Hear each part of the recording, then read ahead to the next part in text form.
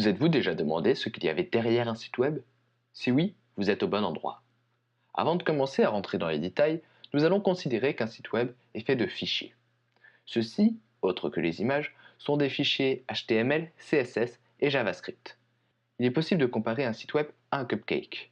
Le HTML est le fichier qui permet de créer la base du site, c'est la pâte du cupcake. Le CSS est celui qui permet de rendre le site plus attractif, c'est le glaçage. Et le JavaScript est le bonus, la cerise sur le gâteau, pour rendre un site exceptionnel. Ce serait l'équivalent des perles de sucre. Bon, les prérequis sont faits, on peut commencer. Les fichiers qui composent un site sont stockés quelque part sur le web dans des serveurs.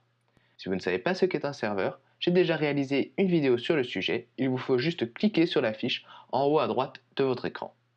Ces fichiers ont été créés par un développeur. Ce développeur, une fois satisfait de son travail, les a envoyés sur le serveur via un petit logiciel appelé client FTP. Bon, jusque-là c'est bien beau, mais où sommes-nous? Nous sommes ici. On est ce qu'on appelle dans le jargon un client. Quand nous voulons visiter un site, nous ouvrons un logiciel. Ce logiciel, c'est le navigateur. Il en existe des tas. Safari par Apple, Chrome par Google ou encore Firefox par Mozilla Foundation. C'est ce logiciel qui va être chargé de récupérer les fichiers sur le serveur pour les traiter. Il va contacter le serveur en lui demandant Hey, tu peux m'envoyer les fichiers du site s'il te plaît?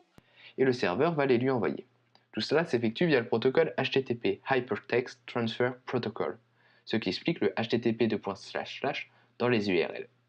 Une fois que le navigateur a eu ce qu'il demandait, il va traduire les codes des fichiers pour vous créer une belle interface visuelle, c'est-à-dire un site comme vous le connaissez.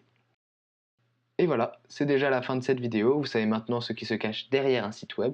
J'espère que ce nouveau format vous plaît, si oui, n'oubliez pas de lâcher un like, dites-moi en commentaire ce que vous en avez pensé et ce qui serait éventuellement à améliorer.